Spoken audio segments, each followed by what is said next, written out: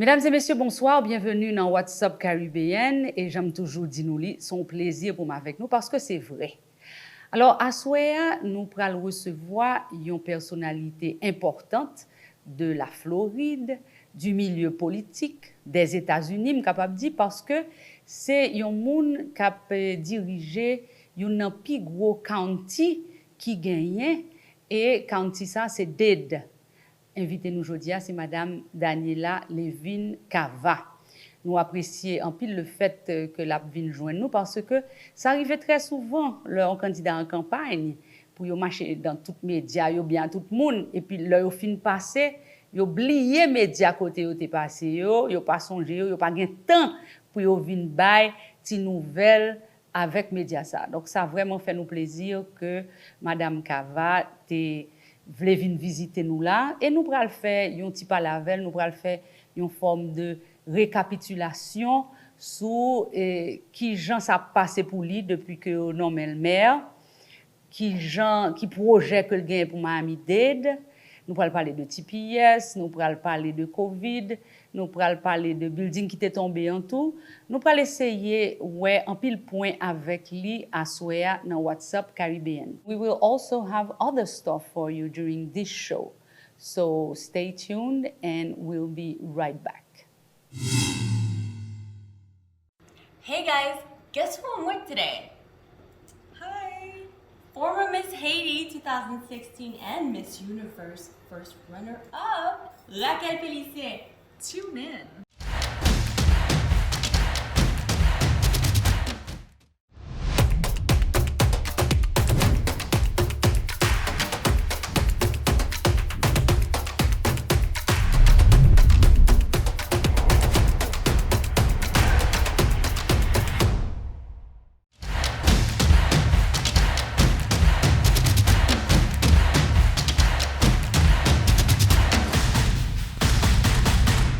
Mesdames et messieurs, we have the privilege to have today with us the Dade Mayor, Daniela Levin Cava.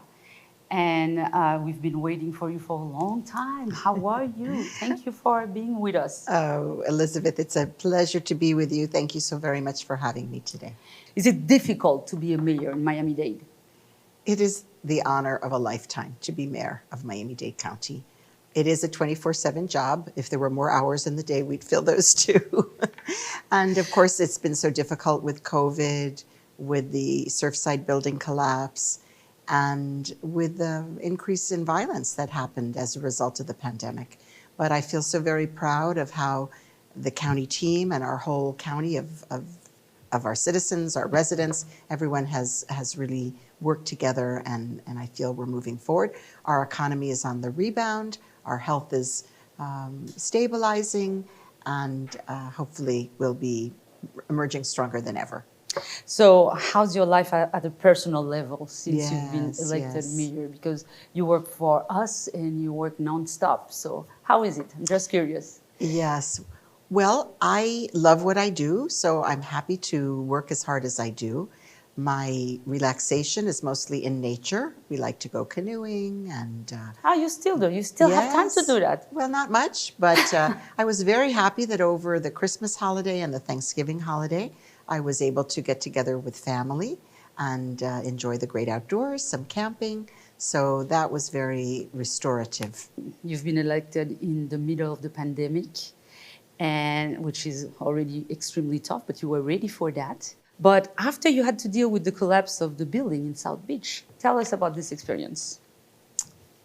So, of course, never to be imagined or expected, nothing you can actually prepare for. But I would say that I'm wise at age 66, and I have been through a number of disasters, and we had the best team. We have the best team in the world. The firefighters and those that go in searching in the rubble every day, putting their own lives at risk. Our police department that helped with all of the securing of the perimeter. Our waste department that helped with the debris. Water and sewer, transportation, everybody stepped up, and then the cities all around, the state government, the federal government, everybody stepped in, and then all around the world, people were helping. They were praying with us. They were sending money to help the survivors and the families of victims. And it was just an all of world response to this tragedy. So I felt very, very supported. And so it was, in a way, easy to do my job. How are things right now with this building? Yes. So everyone wants answers. What exactly led to this collapse so it can never happen again? And these survivors want to have their belongings back, and we're in the process of processing all of them so they can get their things back. The families of the victims who died are also seeking as much of the remembrances of their loved ones as possible, and they're looking to see how they can be compensated for their losses. And there's a judge on the case who's making sure that the legal claims can go forward quickly. And there's also the federal agency, NIST, that is conducting the investigation of the cause of the collapse. So it's a complicated situation, and it continues. As a first female elected in Dade, did you encounter any obstacle as a woman leader? Well, I was the incident commander. I like that. And people might not know, but I am also the sheriff. Ooh la la. Yes. So in 2024, we'll be electing a new sheriff. That was mandated by a constitutional amendment that passed. But for the time being, I am the sheriff and also the commander of the incident. Obviously, that was a big responsibility, but again, people knew what to do. We're very used to handling hurricanes, people landing on our shores, flooding, etc. And so we have a great team. And I don't think, maybe at the very beginning, they were unsure. But my style is different. How different? Well, I see consensus. Of course, not every decision we're going to sit around and wait till everybody's on board. We know certain decisions are going to be made by police, certain ones made by fire, etc. But there were quite a few decisions that I had to make. And I listened to everybody, and then I made those decisions. And there was it was a tremendous coming together, no conflict, in solidarity to always take care of the people who were directly affected. Fantastic. So you are obviously very happy about the way you handled everything. I am very happy about the way my team worked together and handled everything. Oh, but it was different for me. I did have to make some hard decisions. For example, when we decided to basically blow up the front part of the building, that was quite a decision. How we were going to do it, when we were going to do it. And it happened very quickly because a hurricane was coming. Exactly. So we did not want the building to fall on top of the rubble that we were still searching. Mm-hmm. We still had hope at that time we might find some of the victims alive, and so we could not risk it. So very quickly we identified someone we had not previously known about this method, but somebody that could implode the building in a controlled way and make it fall away from the rubble pile. So within the space of 24 hours, the decision was made, and it was done on July 4th. Mm-hmm. You just mentioned something that I didn't know. You are the sheriff right now, but why are you the sheriff right now?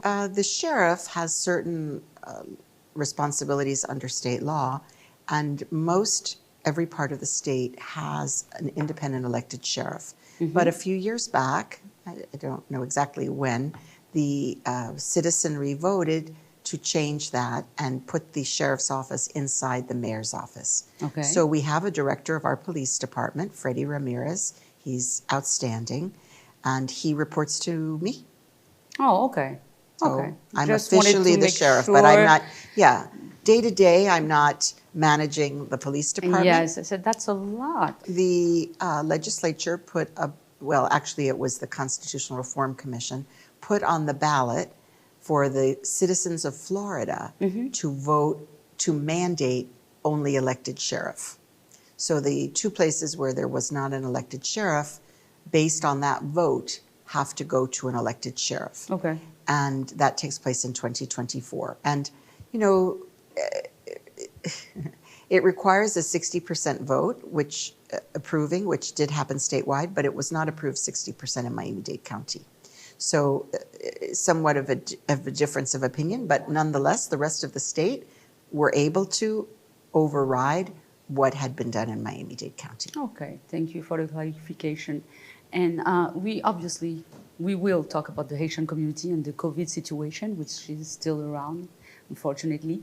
But first of all, let's talk about Miami in general.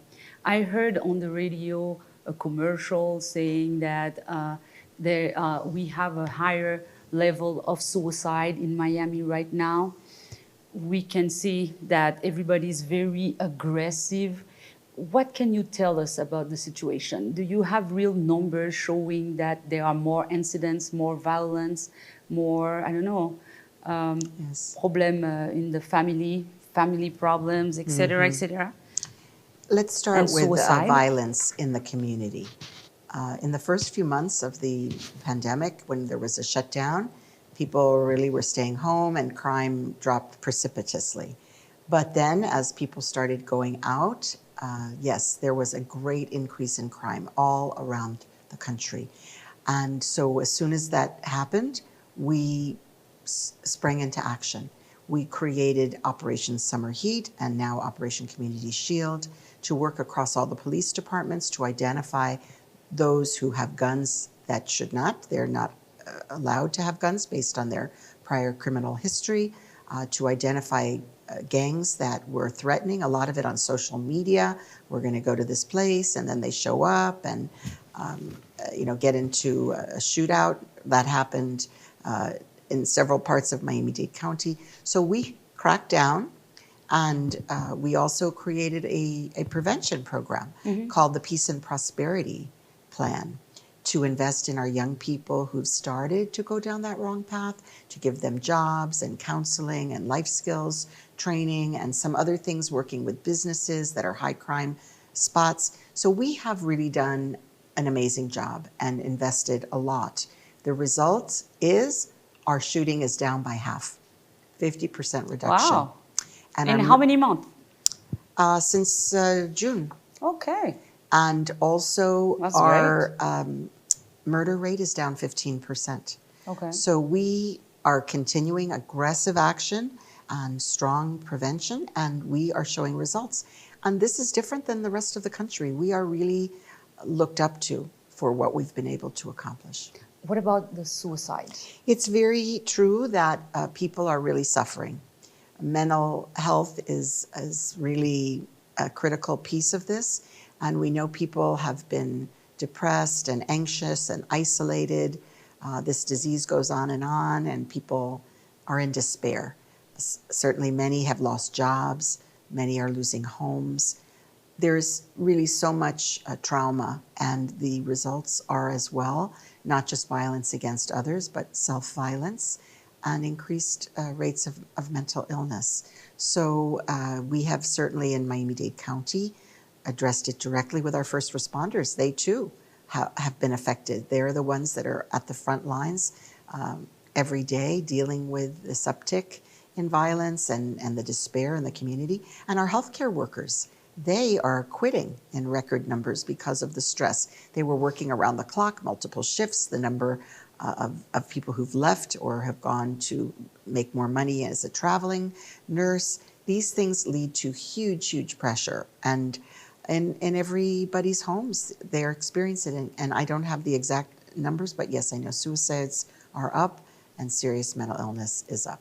I heard the commercial because it was telling them who to call, where to call. Yes. But did you have to make any change in the programs for suicide?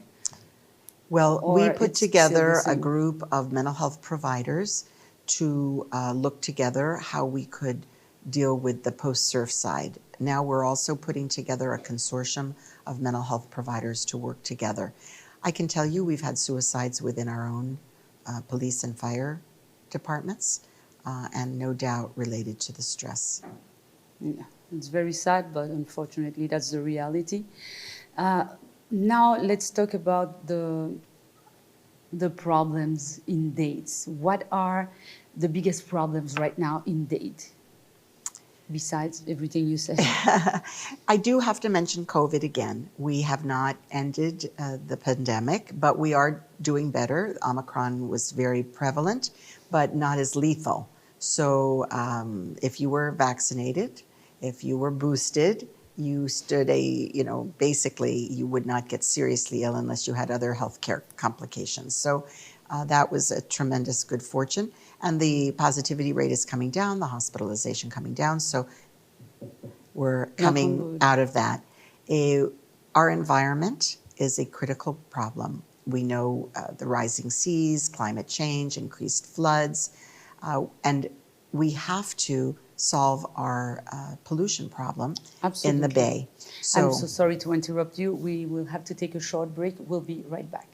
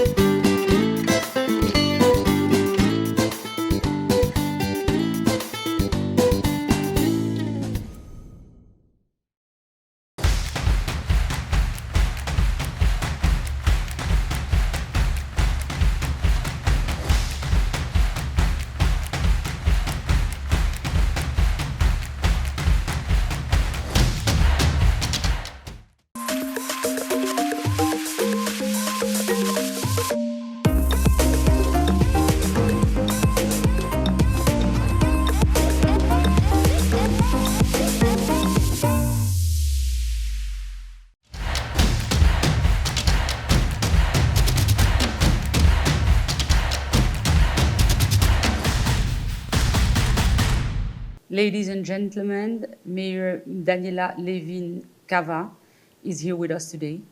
Dade Mayor, of course, as you all know. And we were talking about the problems right now in Miami-Dade.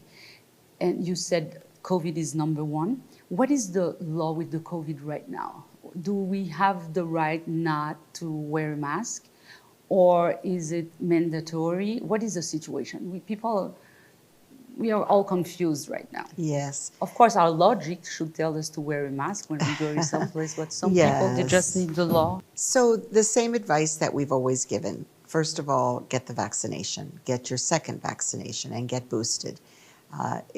Remember, we were all fighting to get that vaccine. Don't forget. And clearly the vaccine has made a tremendous difference in making sure people would not get seriously ill or die. And the ones that are still going in the hospital are the ones mostly that were not vaccinated. So we know that that's number one.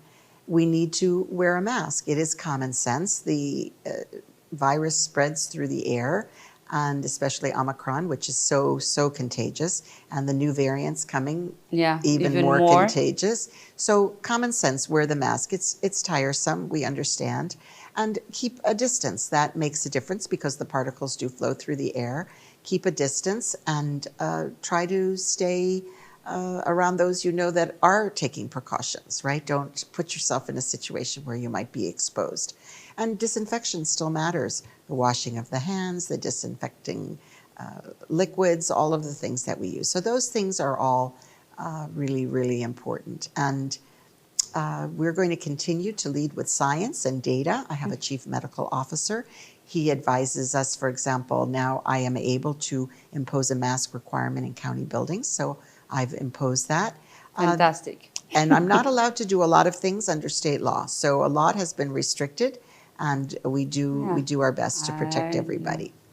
So do you have, by any chance, any numbers about the the quantity of people who were vaccinated in Dade?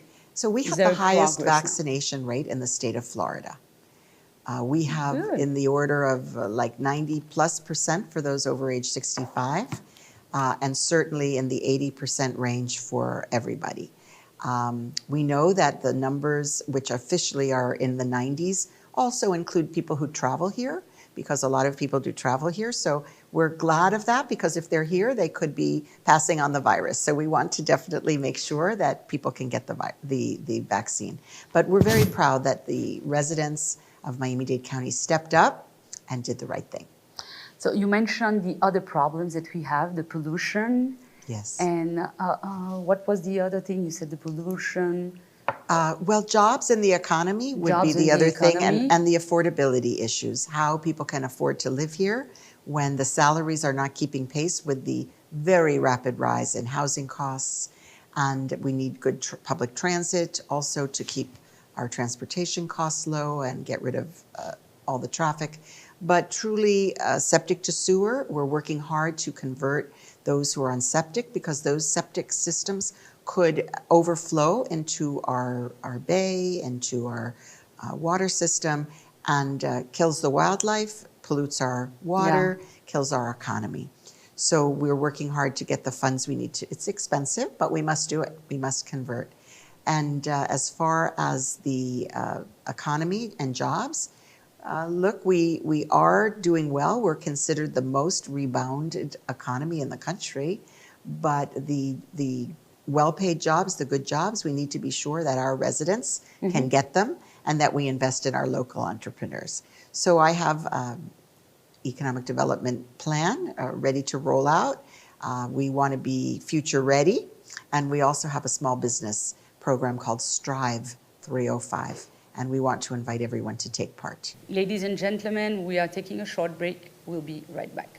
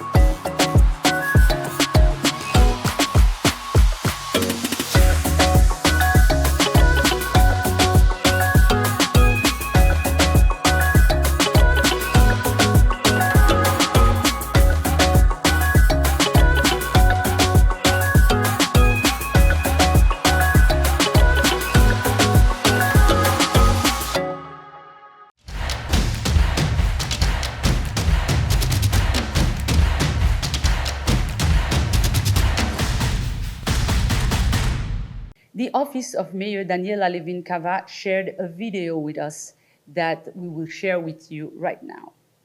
I address you today with gladness and hope to let you know that the state of our county is stronger than ever, thanks to our shared spirit of community and ability to adapt to these changing and challenging times. Our economy was recently ranked the most recovered in the entire nation.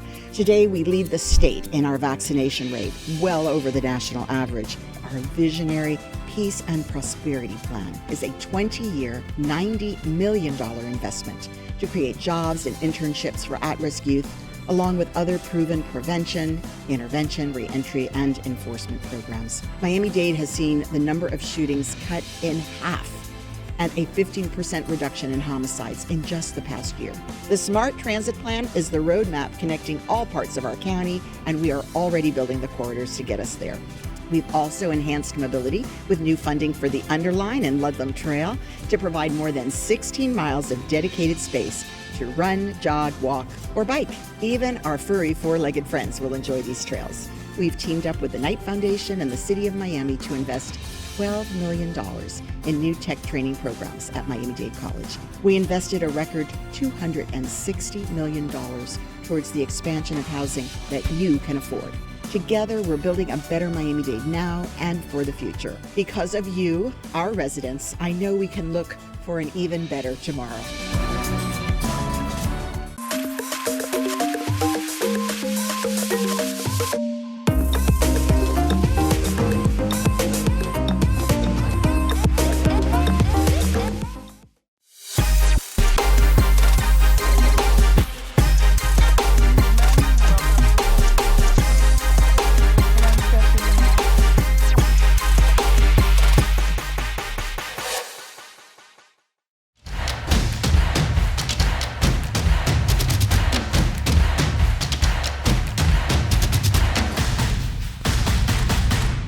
Mesdames et messieurs, m'a rappelé nous que maire d'Aide, Madame Daniela Levin-Cava, s'est invitée nous aujourd'hui et n'a fait parler avec lui sur plusieurs points.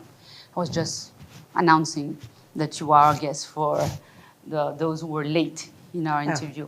So you mentioned many problems that you're dealing with, which is completely normal when you run a city. But we have a Republican governor. Does politics affect your work? I'm so happy that I am in a nonpartisan seat. So on our county commission, 13 members, some are Democrats, some are Republicans, but we don't know the party in the sense of it's not on the ballot. And we're all working on issues that benefit our community regardless of party. So dealing with COVID, helping grow the economy, they don't have to be partisan issues. Of course, at the state legislators, the governor, those are all partisan, and then they tend to fight more and get more ideological. So I'm very practical.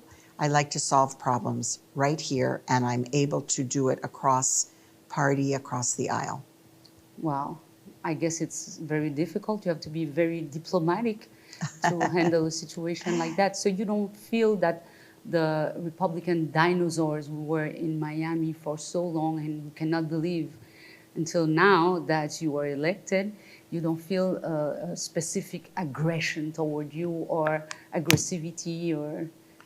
Well, one of my strongest supporters on the county commission is Commissioner Rene Garcia, who's a former state senator, and he is the chair of the local Republican Party. Ah, magnifique. Wow. So Yes. you are succeeding in everything you're doing. Okay, fantastic. So we're going to leave the politics aside and talk about the Haitian community right now with the TPS and with the COVID situation. Yes, we have been from the beginning extremely aggressive. We have ad campaigns in 3 languages, English, Spanish, and Haitian Creole. We have billboards, we have pop-up when you're reading online, there's online ads, there are magazine ads. It's really everywhere. And in fact, we've won many awards for our campaigns. They have been recognized by professional ad council and things like that. But as well, we have community grassroots efforts. We have the I Did It campaign that we launched with the Health Foundation and some others. It became We Did It for businesses to get on board and share with their employees. And we, again, more communications in multiple languages, not only the 3 I mentioned, but also Portuguese. So that campaign was in 4 languages. So there's Portuguese, much more than Russians. I would think that the Russian community was the 3rd or the 4th. I think Portuguese Community. is Portuguese maybe is- larger, Really? maybe not necessarily just in Interesting. Miami-Dade, but maybe in the region, maybe when you include Yes. Broward. Okay. And also, by the way, at the airport now we have in 4 languages that I recorded, Haitian Creole and Portuguese as well. And thank as you English for and that. Spanish, yes. Thank So- you for taking good care of us. We're trying, and we're so fortunate to have this great Haitian community here. Really, I am very, very proud to have been involved with the Haitian community since the very early days. Absolutely. And know that they bring so much, you bring so much to our community in terms of culture and industriousness and strong community and family ties and strong faith and business, small business development and so much that has really been a great, great asset. So we work hard to make sure that the Haitian community is informed. And if I could just to mention about TPS. Yes, please. So we were so happy that President Biden went ahead and granted temporary protective status for Haitian and several other country residents. And we put $1 million into a campaign to inform and assist in making the application process. So many nonprofit organizations are working together with the new Office of New Americans that is within county government. So these are all things that show we are here to welcome and support our immigrant community, our Haitian brothers and sisters, and so proud and happy to do so. Perfect. So did you know that the Haitians, some of them are really not happy with President Biden, even though he gave them the TPS? What would you tell them? I would say look at the results. The results are billions of dollars that have come to our community that are assisting us to create new jobs, to build new infrastructure, basically to save our community. Without that money, we would be in big, big trouble. We'd be cutting back on services. This was because of his leadership.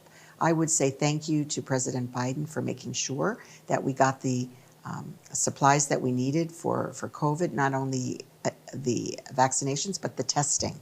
This was a big movement on his part, and we were up to 70,000 tests per day that we were doing just at county facilities. I would say look at a man who is committed, a humanitarian, and trying to blame him for inflation is false. Trying to blame him for border issues is really false. These are policies that he's trying to unwind. So I would say, let's remember that this is an administration that came into office to take care of people, and that's what it's doing. There is a problem in the Democratic Party. They don't advertise what they're doing as well as their opponent or the other party. They don't brag about what they do, and it's bad because in this world, people believe what they see, and the more you talk, the more they believe it, and the Democratic Party don't do that. And I think this is a problem that they should address and fix because a lot of people are not informed. They just don't know all these things, and it's really bad for And it's them always in the easier future. to be negative. Yes, it's easier. And we're all struggling in these times, and so we want to blame somebody. So, we have to, any president in this climate would be dealing with the problem of inflation. And, inflation is not good. The costs are going up. But by the way, salaries are going up too. Absolutely. Before I let you go, I would like to pick your brain about the January 6th situation. It's like I'm asking you for your prediction as a political analyst. Right. Well, I remember very well when we got the news on January 6th and how horrifying it was to realize that our democracy could be shaken like that. We were very, very close to really the fall of our democratic government in that moment. To try to minimize it now and say that it was legitimate public discourse when people were killed, when people were assaulted, when it was clear that the intentions were to bring down government is really shocking. That to be said, you mentioned earlier about the aggression that is increasing in our society, and there have been polls that show that a good percentage of our population, both on the left and on the right, Democrats and Republicans, support armed insurrection. What is happening in this country? Where is our political discourse? Where is our faith in these institutions? I find it most distressing that this disagreement about politics is turning into a discrediting of our democracy. That is what, to me, is the most pernicious. Well, any plans for 2022 for Miami? Anything that we should know? Any new stuff coming?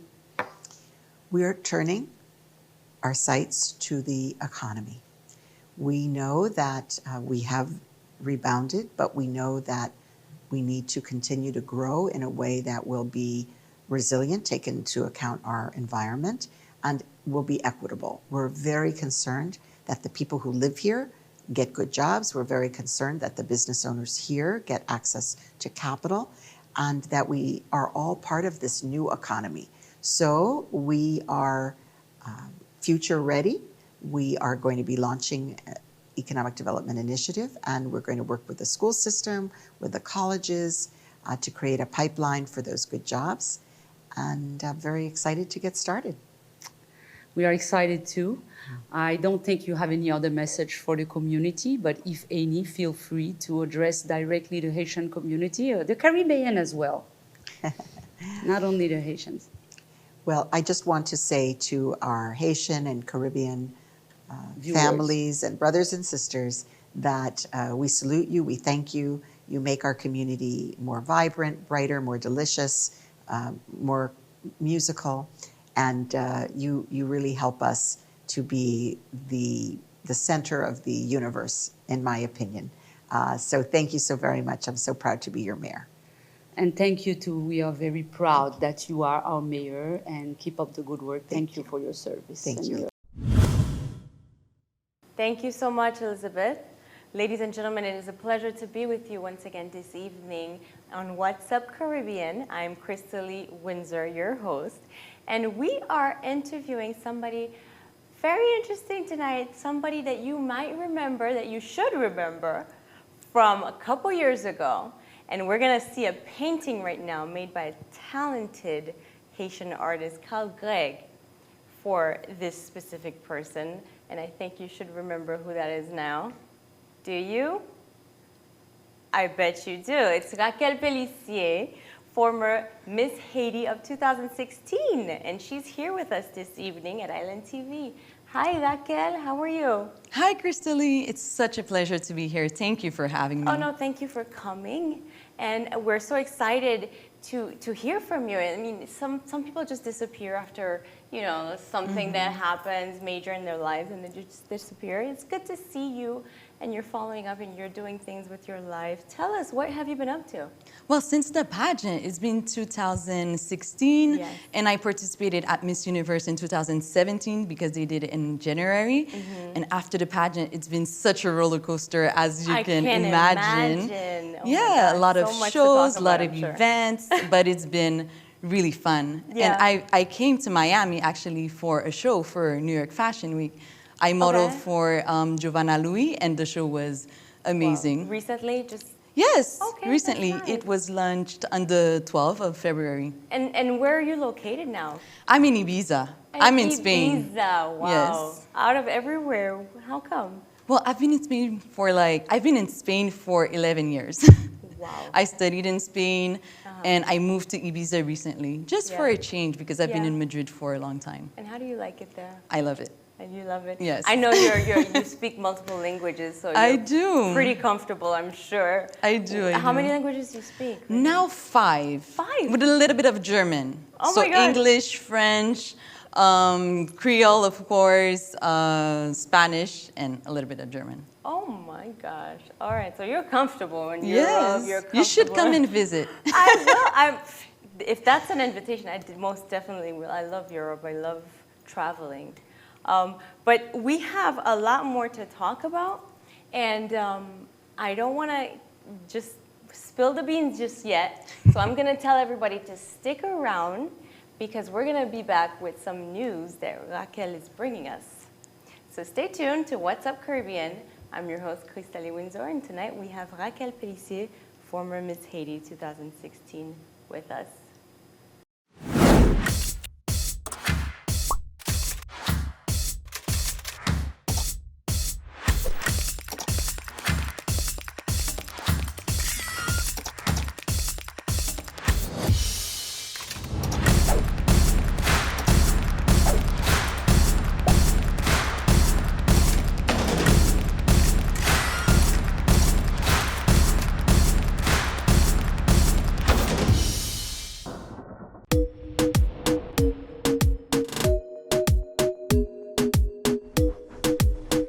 I'm Cindy. I'm studying to become an English teacher, and I love Island TV. Why? Because we are the Caribbean. We are Island TV. We need to reveal our fundamental contributions in America.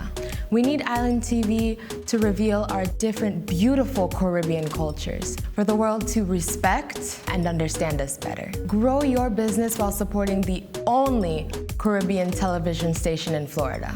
Advertise with Island TV.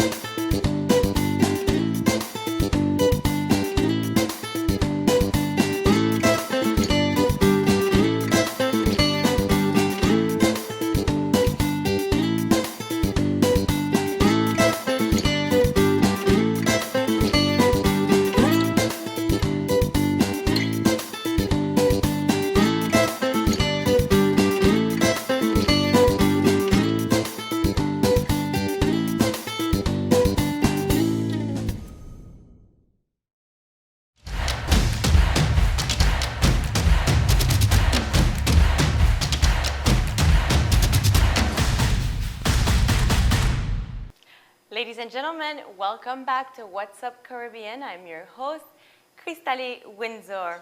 For this segment, we are interviewing, I remind you, Raquel Pelissier, former Miss Haiti 2016, and also Miss Universe first runner-up. And that's a huge thing. So, you know, I feel very special right now. I get to sit with her. Raquel, you were saying earlier you live in Ibiza now. Yes, I do. And how long have you been living there? Since 4 years. 4 years. Yeah. I hear it's the party city. It is. It is. So a lot of party going on. Yes, most people know it as the party island, but it's also a very spiritual island. So it has both sides. So it's kind of a stereotype, maybe. Yes, for tourists. For tourists, but So you can also discover the what do other you do side. there? I have a hearing center. A hearing center. Yeah, I set up a hearing center. You know, you were just saying it's the party island, so People need their ears. after years and years, Yes, you start losing your ears. Oh my gosh. So how's that going? Very good, actually. Thank you. That's It's called Decibel wonderful. Your Hear Expert Center. Yeah, and that has to do with what you studied as well, isn't it? Not really. Not exactly, because Not I studied exactly. the eyes. Right. Yeah, but sometimes the market tells you where to go, I right? mean, of course. I mean, you study, you know the basics, and then you learn from there. Yeah. Yeah, so that's how it always is with everyone, I think. But tell us what you're doing now in Florida. I came for the fashion show, right? And I'm Okay. also launching my educational coloring book for kids, Ooh. which I'm very Exciting. excited about. It's for Haitian kids, Haitian and the kids. goal is to promote Haitian culture, history, and heritage through coloring. Okay, so it's not a traditional book. No, it's a not. coloring book. It's a coloring book because I think what kids love to do is to Color draw and and draw. color. And while they're doing that, they can also learn values in their history, culture, and important knowledge. So through tell us coloring. a little bit more about what they can learn from the book. They can learn about historic Haitian history. Haitian history, touristic sites, and Yes. also I try to transmit lots of values and Yeah. important messages Okay. through Can you coloring. give us an example? For example, protecting the environment, or messages about gender equality, which we have to fight for Okay. more in countries like Haiti. So Yeah, that's yeah. very important. Yeah. So how would you portray that in the book? Just like For You would example, have- I could show you yeah. guys. Let's see something. So for example, this is the carnival. So this is promoting Haitian Okay, culture. the carnival, the Mardi Gras. This is protecting the environment, which we so have then to you work. have a picture on one side and the other pictures for the kids to color. Exactly. They can choose to color exactly how it is, or they can Or how it improvise and will- show their Okay. artistic side, right? And I see little headlines on the bottom. Is that Yes. what So that's the explains- message, basically. Okay. Planter un arbre, c'est protéger notre planète.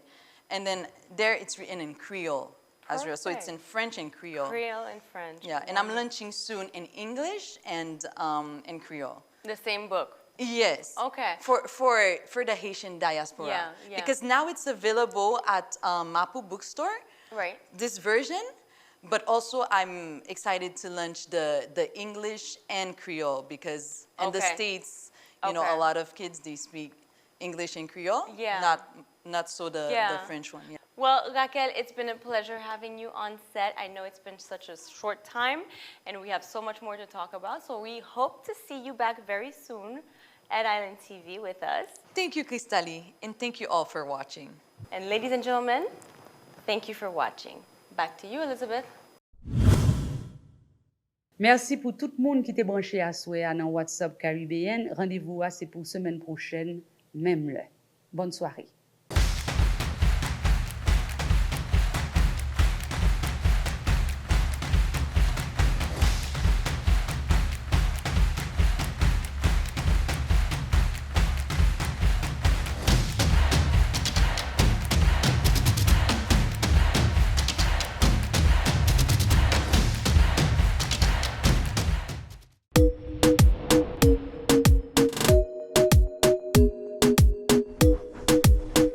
I'm Cindy. I'm studying to become an English teacher, And I love Island TV. Why? Because we are the Caribbean. We are Island TV. We need to reveal our fundamental contributions in America. We need Island TV to reveal our different beautiful Caribbean cultures for the world to respect and understand us better. Grow your business while supporting the only Caribbean television station in Florida. Advertise with Island TV.